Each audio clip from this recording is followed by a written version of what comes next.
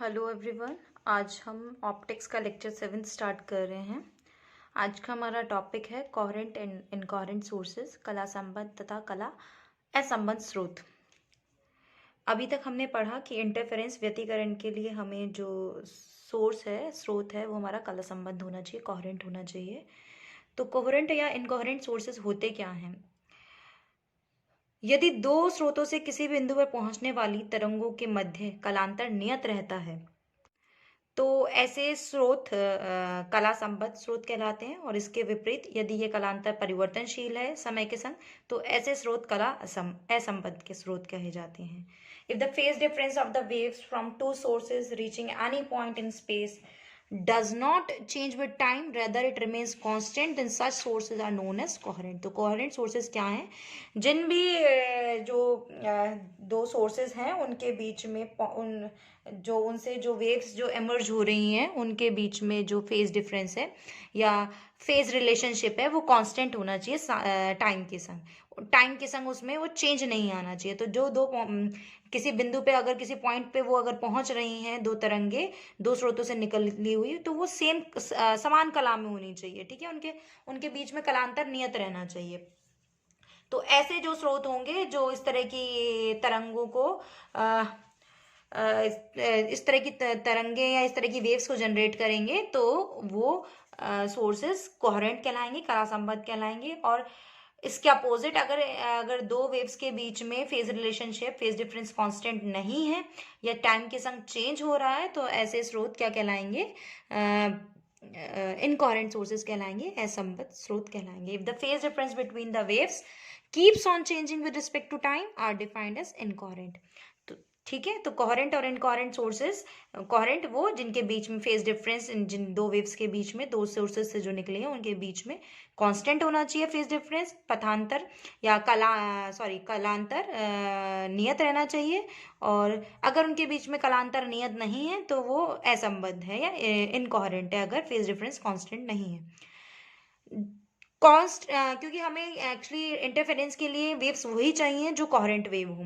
और coherent waves को दो तरीके की होती हैं जिन्हें कि टेम्पोरल कोहेरेंस या कालिक कला संबद्धता या स्पेशल कोहेरेंस स्थानिक कला संबद्धता कहा जाता है।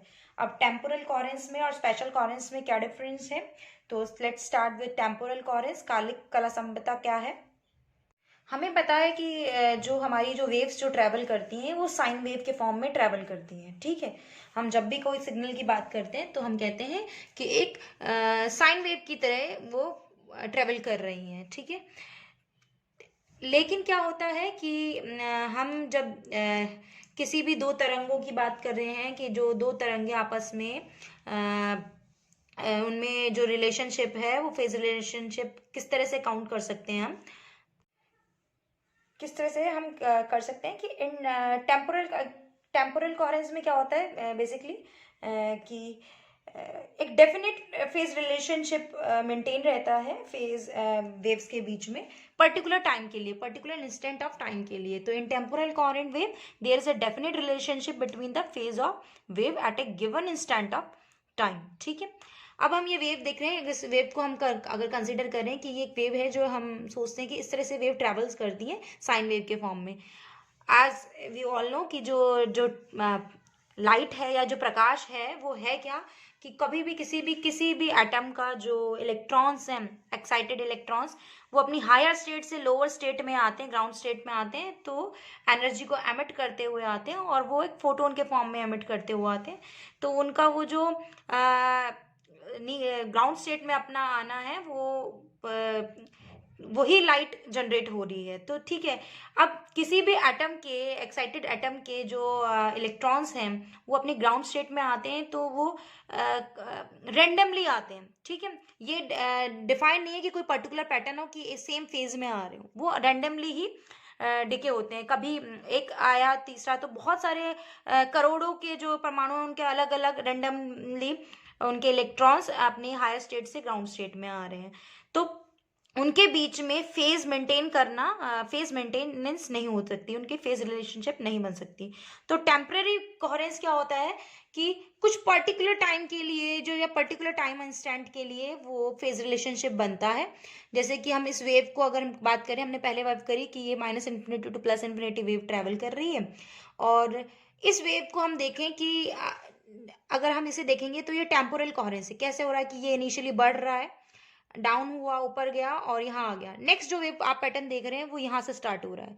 हम क्या चाहते थे कि अगर ये पूरा टाइम कोहेरेंस में बना हुआ होता तो ये यहीं से इनिशियल स्टार्ट होता, अगेन फिर वो वैसे ही काउंट होता, लेकिन ये ब्रेक हो रहा है, ये नेक्स्ट ऊपर से चल रहा है। क्यों?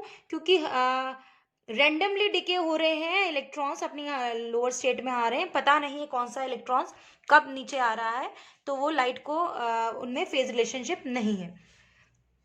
कभी भी कोई स्रोत जो है, एक्चुअल कोई सोर्स है, वो आइडियल साइन वेव नहीं जनरेट कर सकता हर समय, ठीक है। No actual source of light produce an ideal sine wave for all values of time, ठीक है। When an excited atom return to its ground state, it emits pulse of short time of the order 10⁻⁸ second. कोई भी जो परमाणु का जो electron है, ये दो स्टेट्स है, ग्राउंड स्टेट और ये एक्साइटेड स्टेट, ठीक है। एक्साइटेड स्टेट बहुत सारी हो सकती है। तो कोई भी जो परमाणु का जो इलेक्ट्रॉन है वो ऊपर से नीचे आ रहा है, ठीक है। वो अब वो उसका जो टाइम है हायर स्टेट पे रुकने का, वो 10⁻⁻8 सेकेंड है, ठीक है। इस टाइम के बाद उसको नीचे डाउन आना ही है, ठीक है। तो ग्राउंड स्टेट पे आने के लिए क्या होता है, वो आ रहा है तो एनर्जी को रिलीज फॉर्म में, लाइट फॉर्म में निकल रहा है। इसको जो हर एक इलेक्ट्रॉन जो है, या जितने भी इलेक्ट्रॉन्स हैं, करोड़ों की संख्या की अगर बात करें, तो आपस में कौन सा कब आ रहा है, उनमें आपस में फेज रिलेशनशिप नहीं मेंटेन होता।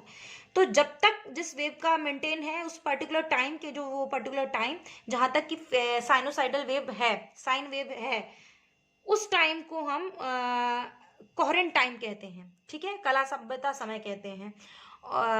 और वो टाइम, जिस टाइम के लिए वो डिस्टेंस, जिस टाइम के लिए ये दूरी तय की गई है साइनोसाइडल वेव की, उसको हम कोहेरेंट लेंथ कहते हैं, ठीक है, या सभ्यता की लंबाई कहते हैं, ठीक है। तो does the field remain sinusoidal for the time interval of order 10⁻⁻8 second. तो इतने ही टाइम के लिए ही ये साइनोसाइडल रह सकती है, ठीक है। नेक्स्ट के लिए इतने टाइम के बाद, क्योंकि जरूरी है इलेक्ट्रॉन नीचे आएगा तो उसमें फेज रिलेशनशिप नहीं मेंटेन हो सकता, after which the phase changes abruptly, ठीक है। और ये सब रेंडम होता है, कुछ डिफाइंड नहीं है। नाउ ये है टेम्पोरल कोहेरेंस, जो कि टेम्पोरल मतलब टेम्परेरी बेसिस पे बना हुआ। टेम्पोरल थोड़े ही टाइम के लिए, कुछ टाइम के लिए, कुछ टाइम ऑफ इंस्टेंट के लिए ही वेव साइनोसाइड रहती है, उसी टाइम को हम कोहेरेंट टाइम कहते हैं। सो कोहेरेंट टाइम क्या हुआ, सभ्यता समय क्या हुआ, the average time interval for which the wave pulse remain sinusoidal is known as coherent time. इसको हम अगर डेल्टा टी से डिनोट कर लें कि let delta T is the time for which the wave remains sinusoidal and the distance covered by the wave in coherent time delta t is called coherence length, ठीक है। तो वो दूरी जो तय करी गई है वेव की कोहेरेंट टाइम डेल्टा टी में, उस दूरी को हम सभ्यता की सभ्यता लंबाई कहेंगे, और जैसे कि L से डिनोट करेंगे तो L is equal to C delta T. इसे इक्वेशन 1 मान लेते हैं। अब हम इन टर्म्स ऑफ फ्रीक्वेंसी, आवृत्ति के टर्म में कोहेरेंस लेंथ को कैलकुलेट करते हैं, कहते हैं relation between coherence length L and frequency. आपको पता है कि कोई भी जो स्रोत होता है वो या तो फैला होता है सोर्स, अगर हम आइडियल बिंदुवत सोर्स भी माने तो वो क्या होना चाहिए, मोनोक्रोमेटिक होना चाहिए, एक वर्णीय होना चाहिए, सिंगल वेवलेंथ को जनरेट करना चाहिए। और अगर मोनोक्रोमेटिक लाइट है तो उसके लिए क्या होगा, डेल न्यू कितना होना चाहिए, 0 होना चाहिए, स्प्रेड नहीं होना चाहिए। डेल न्यू क्या है, स्प्रेड है। But the frequency range for actual source is not 0। किसी भी एक्चुअल सोर्स के लिए, वास्तविकता में जो स्रोत है उसके लिए फ्रीक्वेंसी रेंज 0 नहीं हो सकती, कुछ ना कुछ उसका स्प्रेड होगा ही, because every spectral line has a definite wavelength spread. अगर हम एग्जाम्पल की बात करें, जैसे कि सोडियम लाइन की बात करें, तो उसका जो वेवलेंथ स्प्रेड है लैम्डा, जिसके लिए वेवलेंथ 5896 एंगस्ट्रॉम है, उसका वेवलेंथ जो स्प्रेड है वो इतना है। इसी तरह कैडमियम रेड लाइन का जो वेवलेंथ इतना है और स्प्रेड 0.007 एंगस्ट्रॉम है। तो इसमें अगर हम बात करें स्पेक्ट्रल लाइन की, तो मिड पॉइंट जो है वो तो है न्यू, ठीक है, और ये जो फैलाव आ रहा है, इसमें जो स्प्रेड आ रहा है, उसे कहेंगे हम डेल न्यू।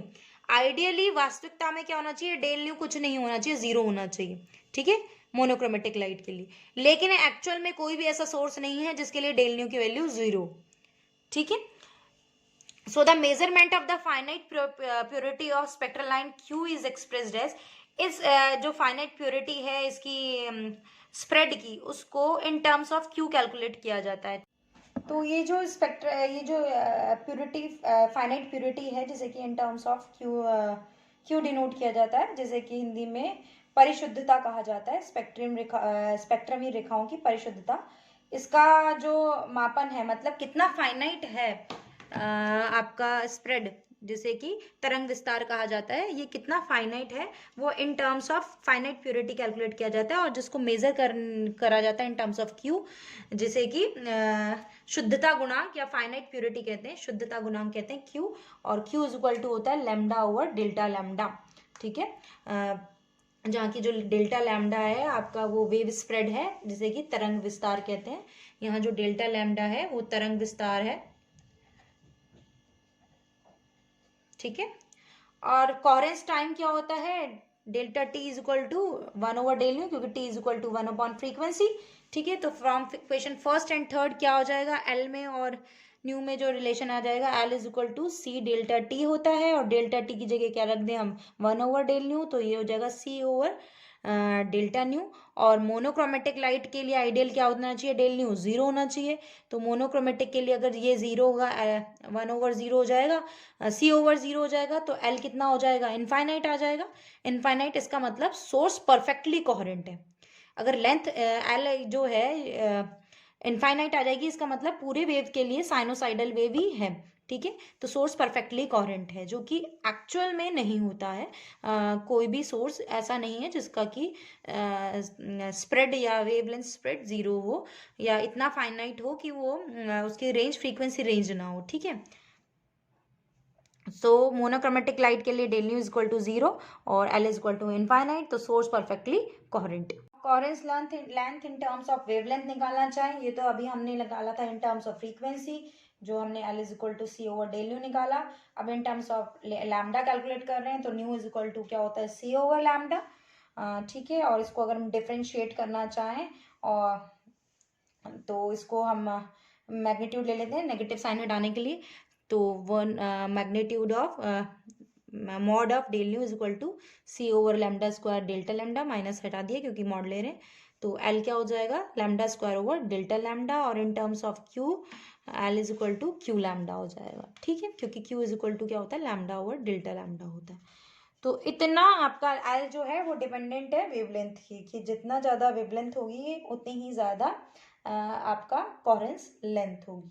तो ये आपका हो गया टेम्पोरल कोहेरेंस।